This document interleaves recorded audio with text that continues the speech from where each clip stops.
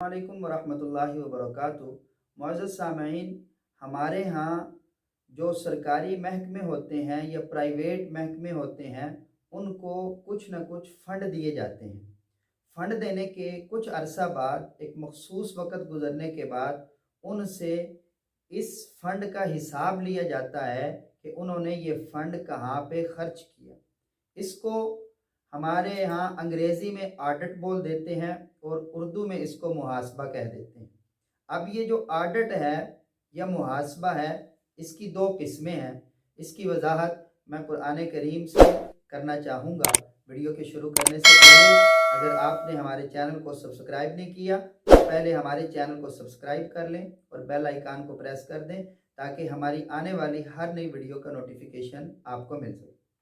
मुअज़्ज़ज़ सामईन, जब भी महकमों के पास फ़ंड आता है और फिर हुकूमत की तरफ से या सरबराहान की तरफ से ये ऐलान किया जाता है कि आपका ऑडिट होने वाला है, जिसको कहा जाता है एक्सटर्नल ऑडिट, बैरूनी मुहासबा। तो जब ये ऐलान किया जाता है तो महकमे के अंदर जो लोग होते हैं जिनको फ़ंड दिया जाता है, वो अपना इंटरनल ऑडिट करते हैं, अपना अंदरूनी मुहासबा करते हैं। यानी हमारे पास ये इतना फ़ंड आया और हमने ये फ़ंड फ़लाँ जगह पे ख़र्च किया और उसके ये बिल हैं, उसकी ये तफ़सील है, उसकी ये डिटेल है।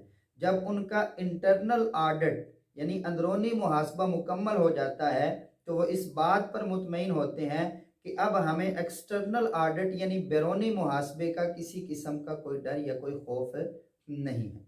तो मुअज़्ज़ज़ सामईन, अल्लाह रब्बुल इज़्ज़त ने इंसान को ये ज़िंदगी अता की है और जब तक इंसान दुनिया में है उसको इस बात का हुक्म दिया है कि अपना इंटरनल ऑडिट कर लो अपने एक्सटर्नल ऑडिट के होने से पहले, यानी अपना अंदरूनी मुहासबा कर लो बैरूनी मुहासबे के होने से पहले।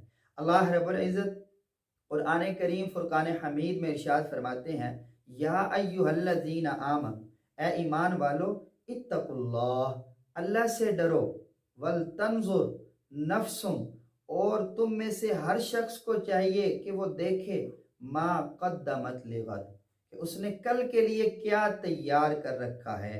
क्या उसको जो ज़िंदगी मिली है, ये ज़िंदगी की सूरत में जो फ़ंड मिला है, इसकी जो पर्चियाँ हैं, इसके जो बिल हैं वो मुकम्मल हैं। वत्तकुल्लाह, और अल्लाह से डरो, इन्नल्लाह खबीरुम बिमा तामलून, जो तुम अमल करते हो अल्लाह रब्बुल इज़्ज़त उसकी खबर रखने वाले हैं। और अल्लाह फरमाते हैं, वला तकूनु, ना हो जाओ उन लोगों की तरह, कल्लज़ीना नसुल्लाह, जिन्होंने अल्लाह को बुला दिया, फ़अनसाहुम अनफुसहुम, जब उन्होंने फ़अनसाहुम अनफुसहुम, उन्होंने अपने आप को बुला दिया तो अल्लाह रब्बुल इज़्ज़त ने भी उनको बुला दिया, उलाइका हुमुल फासिकून, और ये फासिक और फाजिर लोग हैं। ला यस्तवी अस्हाबुन नारि व अस्हाबुल जन्नह, अस्हाबे नार और अस्हाबे जन्नत ये बराबर नहीं हो सकते। अस्हाबुल जन्नति हुमुल फाइजून, जो अस्हाबे जन्नत हैं वो कामयाब होने वाले हैं, वो कामयाबी हासिल करने वाले हैं, जो है फौज हासिल करने वाले हैं। अब नबी करीम सल्लल्लाहु अलैहि वसल्लम इरशाद फरमाते हैं कि हासिबु क़ब्ल अन तुहासब, इसी आयत की तशरीह में आपकी हदीस मुबारक है कि अपना मुहासबा कर लो इससे पहले कि तुम्हारा मुहासबा कर दिया जाए। मतलब क्या कि तुम अपना इंटरनल ऑडिट कर लो, अंदरूनी मुहासबा कर लो इससे पहले कि अल्लाह रब्बुल इज़्ज़त की तरफ से फरिश्ता आ जाए, मुकर्रर वक़्त आ जाए और तुम मर जाओ, फिर तुम्हें जो है वो कोई काम करने का जो है वो वक़्त ना मिले। इसी तरह नबी करीम सल्लल्लाहु अलैहि वसल्लम इरशाद फरमाते हैं, मूतु क़ब्ल अन तमूतु, तुम मर जाओ मरने से पहले। मर जाओ मरने से पहले का क्या मतलब है, इसको डॉक्टर मोहम्मद अल्लामा इकबाल रहमतुल्लाह अलैह अपने एक शेर के अंदर इरशाद फरमाते हैं, शेर के अंदर इरशाद फरमाते हैं, मिटा दे अपनी हस्ती को अगर कोई मर्तबा चाहिए, मिटा दे अपनी हस्ती को अगर कोई मर्तबा चाहिए कि दाना खाक में मिलकर गुले गुलजार होता है। यानी दाने को दरख्त बनने के लिए या पौधा तनावर पौधा बनने के लिए पहले ज़मीन के अंदर दफन होना पड़ता है। तो ये नबी करीम सल्लल्लाहु अलैहि वसल्लम इरशाद फरमाते हैं कि मूतु क़ब्ल अन तमूतु, तुम अपने आप को मार डालो मरने से पहले ताकि तुम कामयाब हो।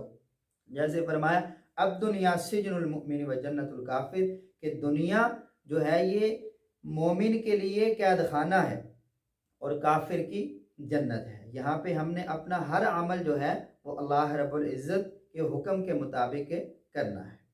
एक बुजुर्ग ने अपने दौर के कुछ लोगों से इंटरव्यू किया और ये पूछा कि बताओ, अगर तुम्हारी ज़िंदगी का आखिरी दिन हो तो तुम आज के दिन क्या करोगे? तो किसी ने कहा जी मैं इतना सदका और खैरात करूँगा, किसी ने कहा जी मैं इतने नवाफिल पढ़ूँगा, किसी ने कहा मैं इतनी कुरान की तिलावत करूँगा। वो सब लोगों के जवाब जो है वो काउंट करता रहा। वो एक और बुज़ुर्ग आदमी से मिले और उनसे पूछा तो वो कहने लगे कि मैं वही करूँगा जो मैं रोज़ाना करता हूँ, मैं उसमें किसी किस्म का कोई इजाफ़ा नहीं करूँगा। तो वो पूछने लगे कि भाई आप ऐसा क्यों करेंगे, आपका आखिरी दिन होगा? तो वो फरमाने लगे कि मैं हर दिन को अपना आखिरी दिन समझकर ही अपने आमाल को बजा लाता हूँ।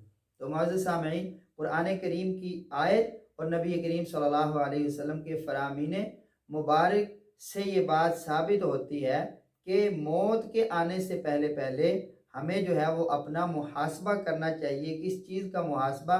कि आया मेरा ये जो दिन गुजरा है, मेरा ये दिन अल्लाह की इताअत और फर्माबरदारी में गुजरा है या नाफरमानी में? मेरा ये जो महीना गुजरा है ये अल्लाह की इताअत फर्माबरदारी में गुजरा है या नाफरमानी में? नबी करीम सल्लल्लाहु अलैहि वसल्लम की इत्तिबा करते हुए गुजरा है या नबी करीम सल्लल्लाहु अलैहि वसल्लम की नाफरमानी में गुजरा है? अगर तो आप देखें कि मेरा जो सारा दिन है, मेरा जो सारा महीना है, मेरा जो सारा साल है वो अल्लाह की इताअत और फर्माबरदारी में और नबी करीम सल्लल्लाहु अलैहि वसल्लम की इत्तिबा में गुजरा है तो बहुत अच्छा है। लेकिन अगर आपका ये दिन, आपका ये महीना, आपका ये साल, आपका ये घंटा और आपका ये मिनट अल्लाह की नाफरमानी में गुजरा है और नबी करीम सल्लल्लाहु अलैहि वसल्लम की नाफरमानी में गुजरा है, तो खुदारा इसकी दुरुस्तगी फरमा ले। अल्लाह रब्बुल इज़्ज़त हमें सही मानों में दीन हक़ की समझ अता फरमाए और नबी करीम सल्लल्लाहु अलैहि वसल्लम की कामिल इत्तिबा नसीब फरमाए। अगली वीडियो तक के लिए इजाज़त चाहते हैं, अगली वीडियो के साथ फिर मिलेंगे। वस्सलाम व रहमतुल्लाहि व बरकातहू।